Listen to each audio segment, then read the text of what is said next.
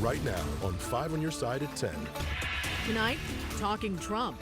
The former president's support runs deep in Missouri, but will it stay that way amid news of the federal indictment? After a record dry air mass this week, I'm tracking rain and thunderstorms for part of the weekend. But first tonight, backing out. An annual trade show is saying no to St. Louis. I think it should be a wake-up call. Why the family-owned company is taking their business elsewhere. But first, we want to begin with some breaking news out of South St. Louis. Police are investigating a shooting involving a 12-year-old child. It happened just before 9 tonight near the BP gas station. That's at South 14th and Shodo. We're told the child is conscious and breathing. No word on what led up to the shooting or any suspects right now. We will keep you updated on air, online, and at KSDK.com and on the 5 on Your Side app. Thank you for being with us. I'm Ann Allred. For years, Dot Foods has brought its annual trade show to America Center. But starting next year, the Food Service Redistribution Company will move its big convention out of our state. 5 on Your Side's Robert Townsend joins us live from downtown St. Louis. And Robert, what is the reason behind the change in venue for the company? Well, and you might say downtown crime is killing the major moneymaker for the city. For decades, downtown St. Louis has hosted a variety of events. Friday night, people descended on Washington Avenue for the second annual City Social Summer Street Party. Downtowns were meant to be enjoyed by all. We're proud to partner with the city of St. Louis. But now a major company is singing a different tune. Dot Foods is based in Western Illinois and has offices in Chesterfield. The 60-year-old food industry logistics company has announced after more than 2 decades, next year it's moving its annual trade show out of St. Louis to Denver due to downtown crime. I think it should be a wake-up call to all of us. The company's current 3-day convention kicks off at America Center next Tuesday. The big convention is a big moneymaker for St. Louis, expecting to bring nearly 3,000 people from around the world to downtown. Jason Hall is the president of Greater St. Louis, Inc. When we're losing business, that's losing opportunity and economic opportunity for all of us here. In recent months, shootings, homicides, car break-ins, and other violence have plagued downtown. We have public safety challenges, and in particularly, we have a homicide crisis in the metro. In a statement, Dot Foods CEO Dick Tracy says, in part, safety is always a primary factor in our decisions. Tracy adds, we want to see the city and police department institute a plan to curb crime and violence in downtown St. Louis that produces positive results. But I feel like St. Louis is really growing. Mekat Moore runs 2 successful businesses on Washington Avenue. I think they really focus a lot on downtown crime, but the crime is everywhere. We got a lot of momentum. But if we don't shore this up, it's going to be a brake tap on everything else. Now, Dot Foods says after 2025, it may consider St. Louis for future shows. Live downtown, Robert Townsend, 5 on Your Side. Let's take a live look at our new camera overlooking City Park. Isn't that pretty? That's where the St. Louis City SC team will take on LA Galaxy on Sunday. Temperatures are cooling down right now after another air quality alert day. Let's get to meteorologist Jim Castillo with a look at our weather first forecast. Jim. Yeah, so the unbelievable thing is that the air quality is still in orange. So the air quality alert was allowed to expire at 8 p.m., but it is reissued for tomorrow morning, 10 a.m. to 8 p.m. So you get the idea. The air is still very dirty and polluted. So this is what we're having in our headlines here. Ozone is still in orange at this hour, and it's 10 o'clock at night. And then there's that reissued air quality alert tomorrow, same time, 10 a.m. to 8 p.m. And then rain and thunder late Saturday and into Sunday. But most of tomorrow is dry, which is fantastic. But then we have a really good chance of seeing some heavier downpours and rain that will last, clear out the air. And how much will fall? I'll let you know coming up in just a bit. Thanks, Jim. Tonight, we're learning more about the federal indictment issued against former President Donald Trump. That indictment was unsealed today. It stems from his alleged mishandling of classified documents after Trump left the White House in 2021. The unsealed document contains 37 federal counts, including a violation of the Espionage Act, conspiracy to obstruct, and making false statements. It accuses Trump of sharing classified material with people without security clearance on 2 occasions in 2021. Today, special counsel Jack Smith spoke about the indictment. We have one set of laws in this country, and they apply to everyone. Applying those laws, collecting facts, that's what determines the outcome of an investigation. Nothing more and nothing less. Is expected to appear in a federal court on Tuesday.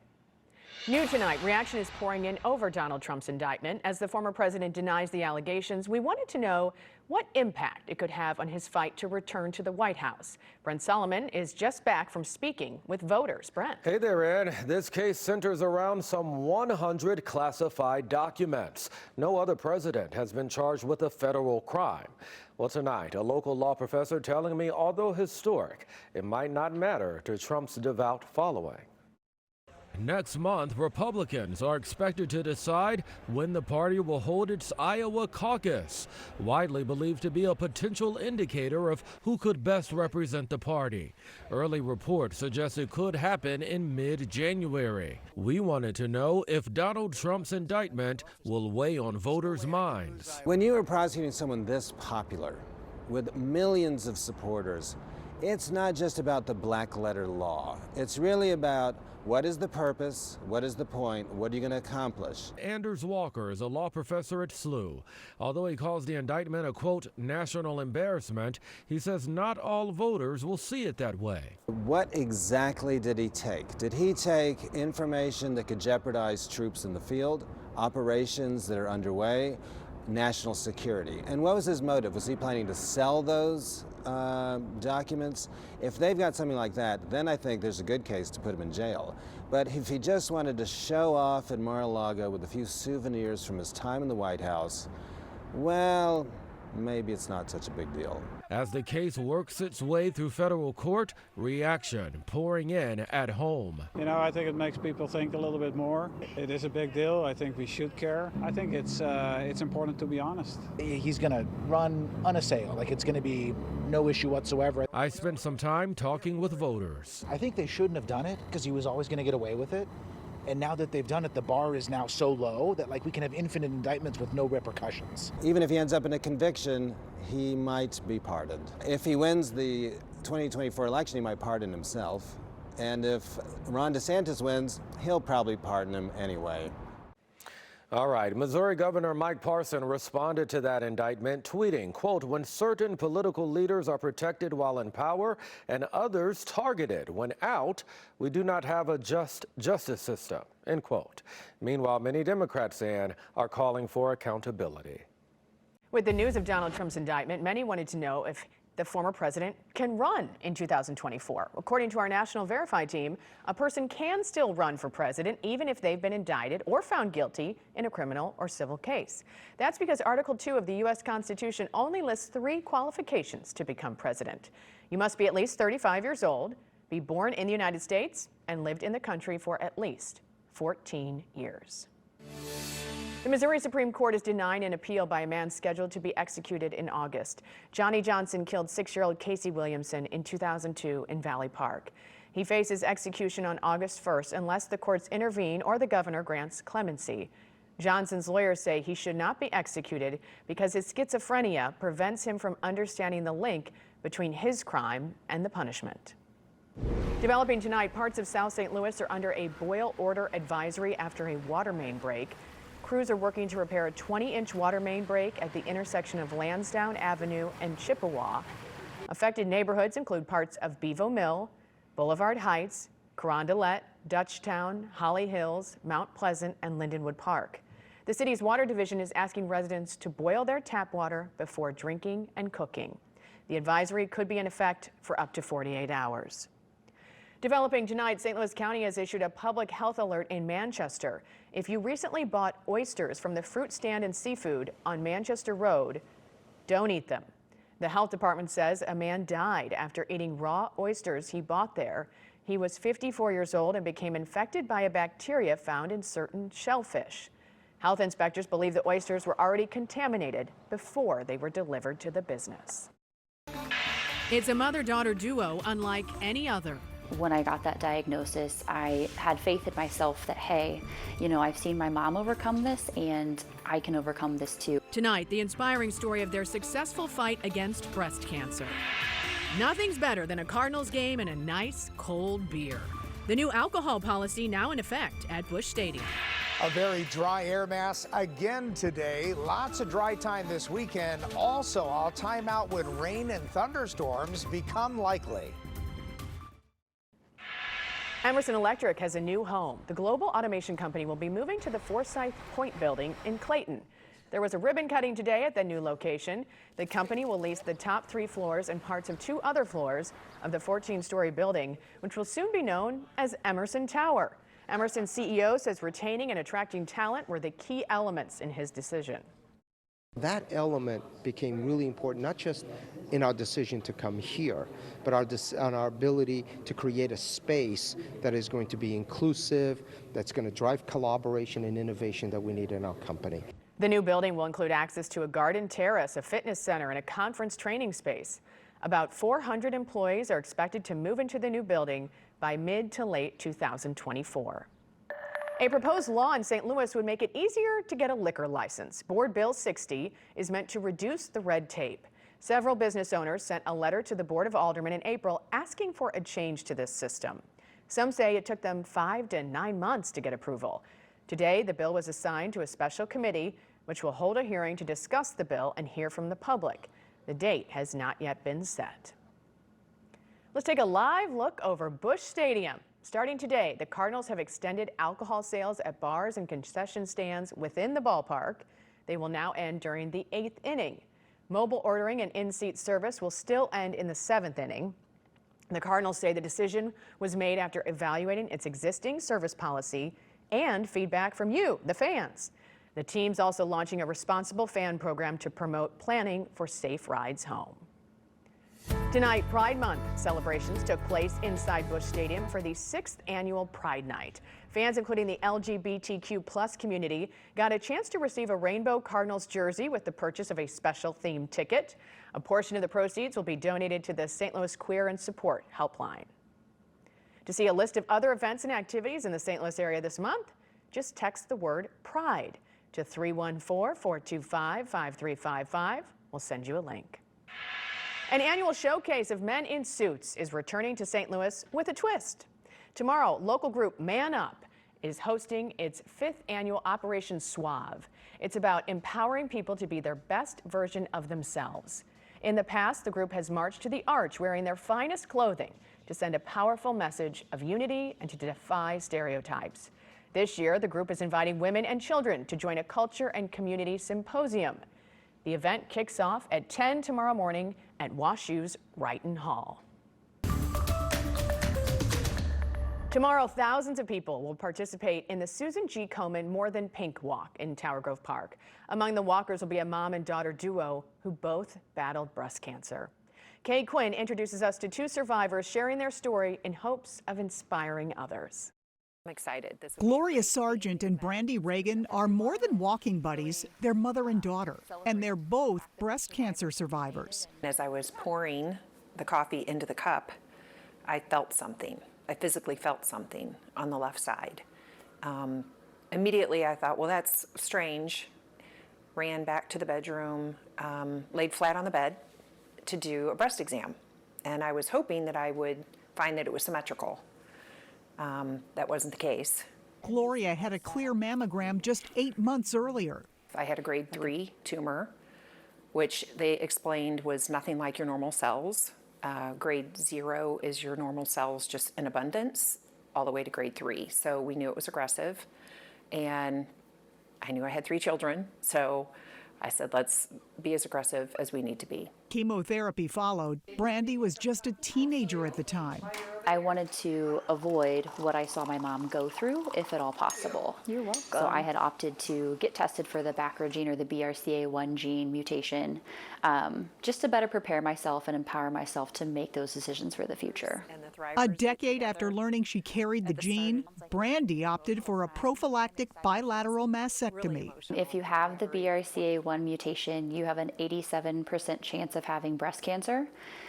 For me, that seemed pretty substantial. 5 days after the surgery, news she never expected. Tests on the breast tissue that had been removed revealed cancer. It felt like, this foundation that my life was built on just suddenly crumbled around me. I took steps to be proactive in my own health, and even with those steps, I was still going to take on this battle. And she came to the door, came to my office where I was working, and just looked at me. And I said, "You have cancer." And she said, "I do." I said, "I am so thankful that you had that surgery. So thankful that she had that surgery." And I said, "You will get through this." When I got that diagnosis, I had faith in myself that, hey, I've seen my mom overcome this, and I can overcome this too with her right by my side. A year and a half later, both women are looking to the future, appreciating what their journey has taught them. I just feel so incredibly blessed to be surrounded by the family and friends that I have, to be in good health. I can focus and be proactive and empower other women to trust their gut and trust their instincts and maybe do something radical that other people don't agree with, but that feels right to you. I don't take anything for granted. I could walk, I can breathe, I can see, all of the things that I didn't appreciate until I went through that experience. Kay Quinn, 5 on your side. A reminder, there is still time to register for the Komen More Than Pink Walk tomorrow in Tower Grove Park. 5 on your sides, Kay Quinn will MC tomorrow's program. Chief Meteorologist Scott Connell will be there with the Storm Tracker. Meteorologist Jim Castillo is back with more about your weather first forecast and tomorrow morning's weather for the Komen Walk. Yeah, it looks good. We just have that air quality alert that starts at 10 a.m., but orange is all we're going up to. So red would be really bad for everyone, but just orange is for sensitive groups. So if you're sensitive, you might not want to be walking around outside because we have that air quality alert again tomorrow till about 8 p.m. So there was a City Park and, of course, that big game on Sunday. Chance of rain then, and that'll clear out the air. But there is the air quality alert. Orange expected, Franklin County, St. Charles, St. Louis County, all the way to the Metro East. Once again, we've had that all week long. And, of course, that high today was right about average, 84. We've had some cool mornings because of these really nice low dew points. In fact, record low dew points throughout this week in the 30s. And looks like we're finally going to see some moisture moving in tomorrow. So the dew point is already climbing to 44 out of the 30s today. And that humidity is 37%. But tomorrow you'll start to feel that humidity return. And those current temperatures are in the 60s from Chesterfield, even at 59 in Warrenton, and Greenville, Illinois coming in at 70. But we've had those cool mornings. It's going to be a little bit warmer than last night. Temperatures in the 50s outside of St. Louis to about 62 in the city. So that really humid air, it's just to the west of us. It'll be here by late tomorrow. There's a front just to the north, and this really dry air mass of high pressure will slide to the east, and we'll get more of a southerly wind in here. So the future cast, this really tells the story. Most of tomorrow's dry, and this is at about 11 p.m. You see some of the batches of showers and storms beginning to erupt and explode across the area, but we're not expecting severe weather, but downpours, some lightning, some thunder, wouldn't rule out some small hail, and then we'll watch the overnight for some showers and storms in here, and a good ½ inch to 1 inch of rain because we'll see more rain on Sunday, and again right during the City SC game, and then it clears out as we get into late in the day and into the evening hours. Rainfall potential looks pretty good, a ½ inch to 1 inch. Looks likely, which is great. 10-day forecast near 90 tomorrow, but then 76 with the rain and some storms on Sunday, 77 Monday, and beautiful. Lots of sunshine, dry weather, 84 Tuesday, and then midweek we get closer to 90 with a chance of showers and storms. I think we're all looking forward to that rain. Yes. Thank you, Jim. Corey, what's coming up? Well, and the Cardinals need a hot streak as soon as possible if they want to get back in the playoff picture. And could tonight be the start? Well, their big bats certainly made it look possible. Stick around. Sports is up next. The Sports Desk is sponsored by Jim Butler Chevrolet, the Midwest's #1 Chevy dealer 10 years running. Can't sit here and whine about it and complain because nobody cares. So at the end of the day, it's on us to see if we can make a move and get better and see if we can make a run. So yeah, today's a good day to start. That was Nolan Arenado pregame. No time to whine. Nobody feels sorry for the last place Cardinals. Perhaps he was right there at the end. Perhaps tonight is the night against the Reds to get back on track.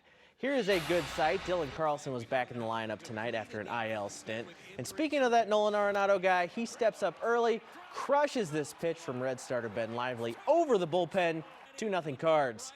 Then it's Jordan Walker's turn. Look how fast this 109.4-mile-per-hour Bullet gets on out of there. He mashes one. It's a thing of beauty when he gets one really good. First career 3-hit game for Jordan tonight. Everybody's talking about Reds rookie Elly De La Cruz, but Jordan Montgomery, he wasn't too impressed. Struck him out 3 times and pitched 6 scoreless innings. This was a big play at the time. Reds threatening in the 7th. Wilson Contreras shows off the gun to end the inning. He's fired up to say the least. You love that passion. For good measure, Nolan Gorman gets in on the 2-run bomb action, launches his 15th of the season, and he and Walker hit the handshake in the dugout. They need a little bit of work on it. Cardinals hang on to win 7-4.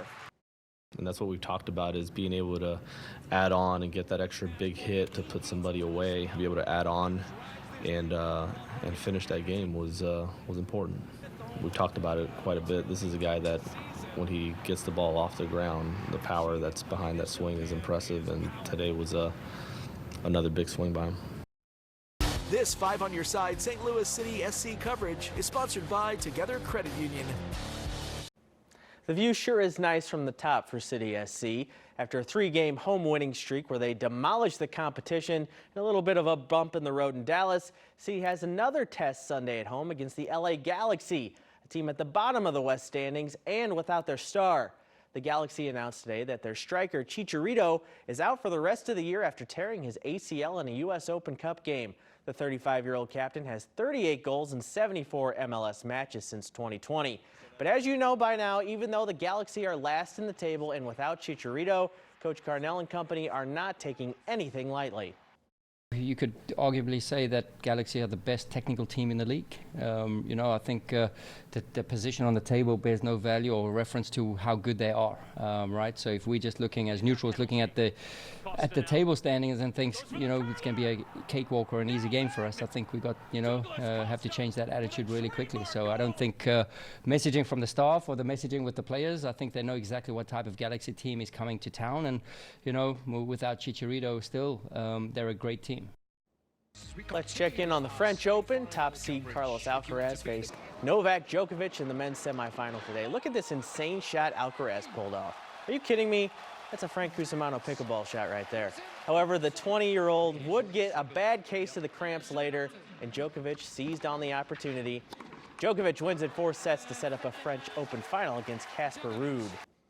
Mizzou fans will want to be tuned in tomorrow at 11 a.m. They're hoping to add a big, and I mean literally big, piece to their basketball future. 7'1" center John Bull will make his college decision. Mizzou is in the mix along with UConn, Florida, Texas, and others. Bull spent some time in high school at CBC here in St. Louis before transferring to a prep school. Congrats to Edwardsville baseball. They beat Elmhurst York 7-3 today in Joliet in the Class 4A state semifinal game. They'll play for a state title tomorrow night. It would be back-to-back for the Tigers, who have built themselves quite a program. Good luck to our last area high school team still chasing a trophy. In the basketball world, the Nuggets go up 3-1 on the Heat tonight. Stan Kroenke 1 win away from lifting up another trophy, but we don't need to talk about that anymore. And Corey Miller winning in the sport of brown nosing with that pickleball comment. Hey, you know what? I've heard it's true. I haven't seen it myself, but I'll take his word. Even worse. Ready for some laughs? 2 legendary comedians are performing together right here in St. Louis. When you can buy tickets to this show. A unique pick-your-own season opened today at Eckert's Farm in Belleville. Black raspberries are now available through Sunday. They're easily confused with blackberries, but they're more fruity and they're less tart. Guests can pick their own for $4.99 for a 6-ounce container. A new store is now open at City Foundry. Today, the Candle Fusion Studio opened its second location in Midtown. Guests can create their own candles, Mediterranean spa salts, room and body sprays, and more. The business's flagship store is located on Main Street in St. Charles. 2 legendary comedians are performing together for the first time. Jerry Seinfeld and Jim Gaffigan are teaming up for a 4-stop comedy tour, and St. Louis made the list. You can see them live at the Enterprise Center on November 11th. It's a Saturday night. Tickets will be on sale next Friday. Only 4 stops: Chicago, Nice. LA, Yeah, and that's San amazing. Francisco, and us. So pretty cool. They picked us. Yes. Love it. All right, so tomorrow I want to show you that. So another air quality alert begins at 10 a.m. and then goes till 8 p.m. Otherwise, mainly dry, some sunshine mixing in, and a good chance of storms, especially by night. Highs near 90. And that does it for 5 on your side at 10. The Tonight Show starring Jimmy Fallon is next. Have a great weekend.